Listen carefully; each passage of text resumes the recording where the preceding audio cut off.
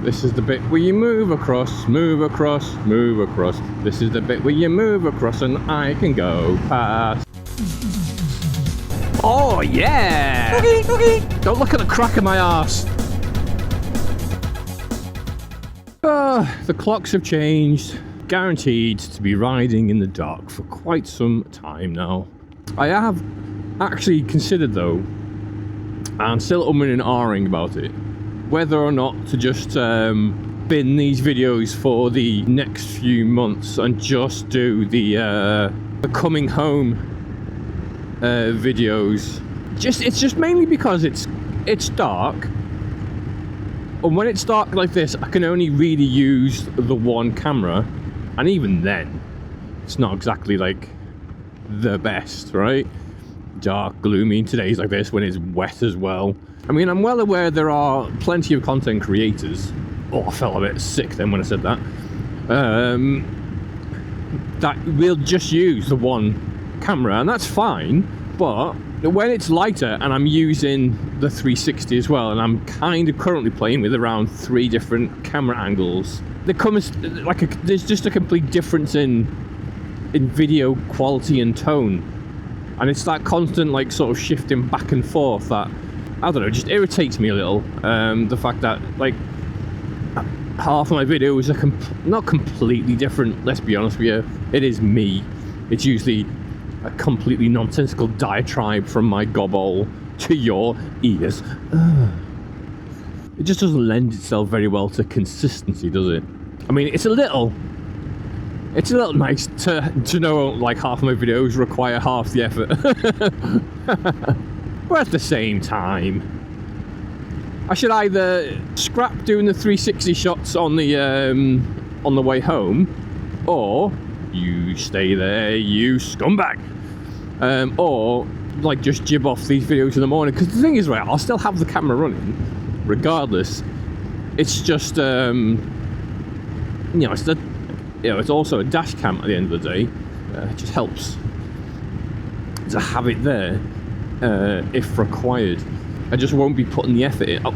I just won't be putting more effort in, you know, and instead of doing the video every day, I'll be just doing the video every other day, right? Just leaving a little gap in the middle, just so my content has room to breathe. You know, as I said, I'm still umming and ahhing, as you can tell from this video. I'm still recording and talking nonsense.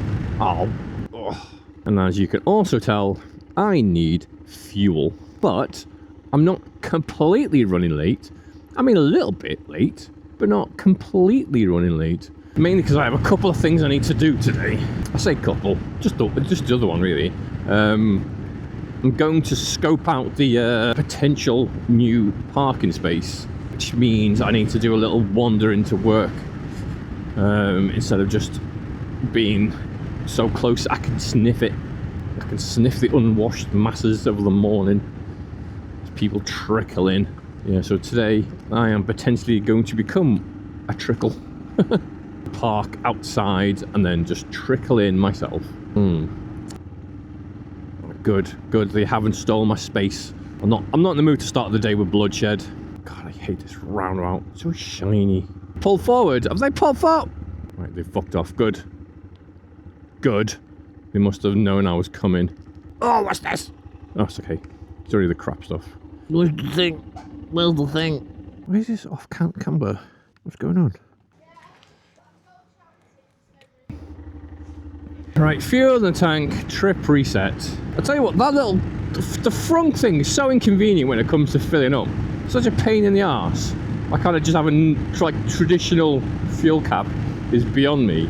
However, I have got my change in there ready for me parking, which feels like it could be best thing ever. I'm still getting these gears wrong, aren't I? Oh, and I've been looking at like miles per gallon on bikes and stuff like that, and it really feels like I'm in the wrong gear again. It really feels like unless you've got a 125, you're unlikely to get something beyond 40. Or maybe it's just the bikes that I keep looking at.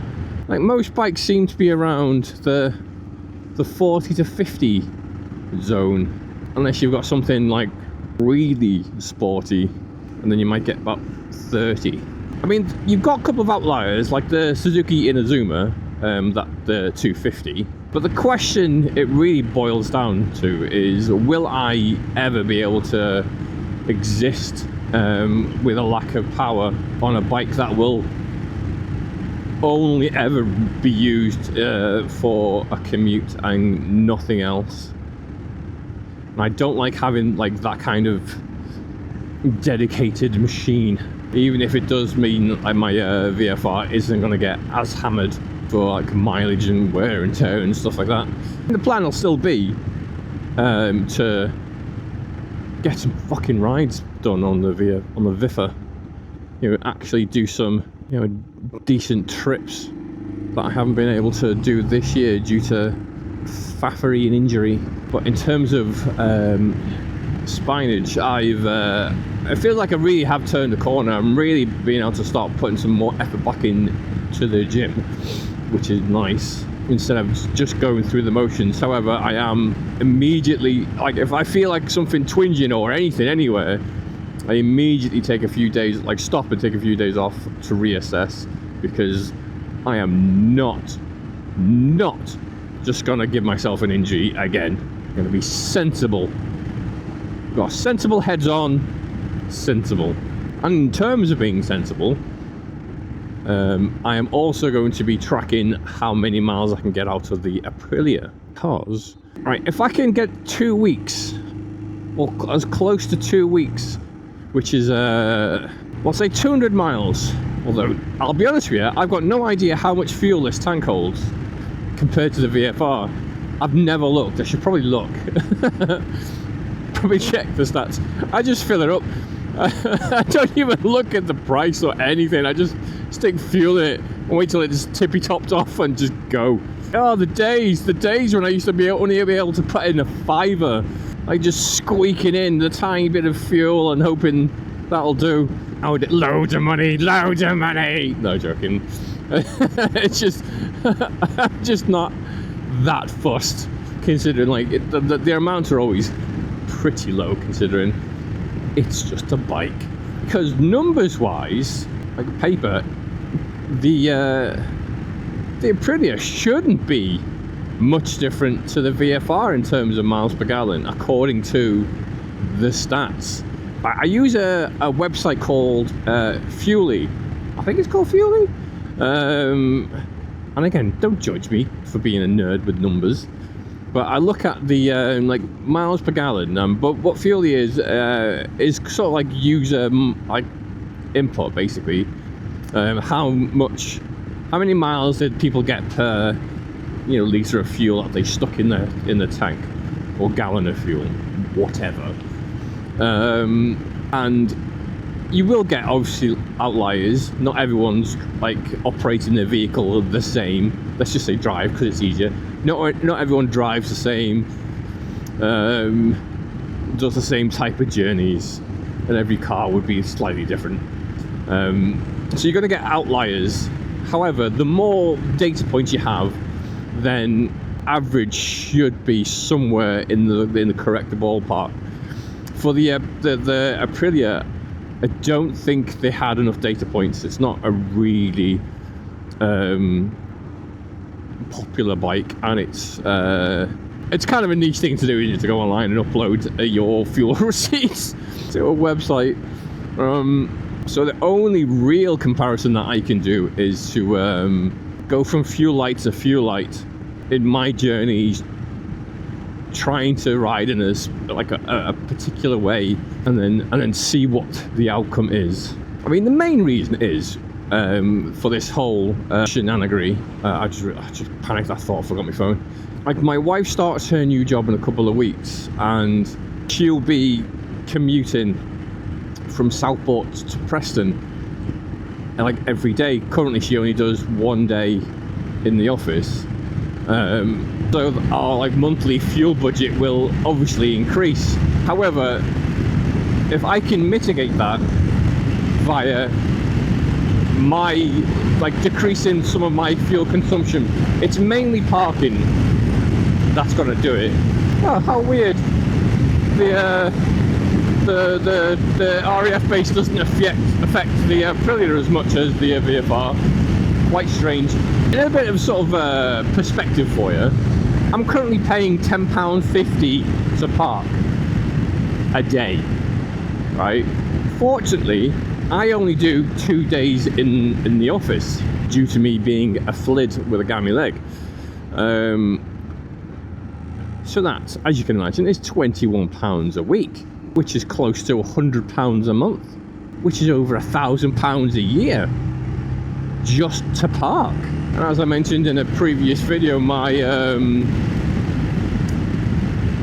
like original quotes for the train was around £1,400. So that would be bin off the vehicles to get the train to save money. Bin off the car at that point.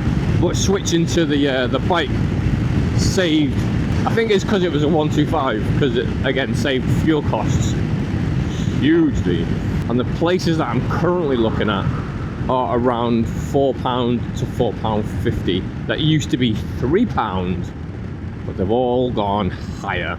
Did mention actually in the video that I had a theory on why, but then I just didn't go into any detail. I got distracted. So what I think is, because a lot of the parking is in and around Liverpool city centre, obviously when it came to COVID, people weren't going in, so no one was parking. Car parks immediately lost money. So did obviously a lot of other people. And then when this, like, you know, whole remote working thing came in, and people are doing less time in the office, less time paying to park. So all those cheap parking prices, about £3, have jumped up, because it used to be around, it was £8 or less, I think it was, to park in my normal space. Extravagant still, but it was something I was willing to pay on the basis that my leg was too messed up to be able to stand the walk properly. But now it's £10. It just keeps getting higher and higher. But what NCP don't seem to understand is that they're not the only game in town when it comes to car parking. So as they've increased prices steadily over the years, the car park has become emptier and emptier. It used to be very full, and now it's almost completely deserted, especially in the morning. Not so much of an evening, like, you know, there's a lot of places to choose from when you consider it's a car park in the middle of Liverpool. You'd think it would be much more highly frequented. I think if they went the other way, if they dropped prices so it's still more expensive than the cheaper options, people would probably, you know, do the same thing I did, where they went, oh well, it's more expensive, however, you know, it's closer to work, I don't have to walk, I'll pay for that extra. But instead they keep jacking the prices up, and people are sort of getting just pushed out. Oh god, I knew I shouldn't have stuck behind a Hyundai. What is that smell? Is there an EV up ahead? It's where, like, new EVs, they have like quite a pong, an odour to them.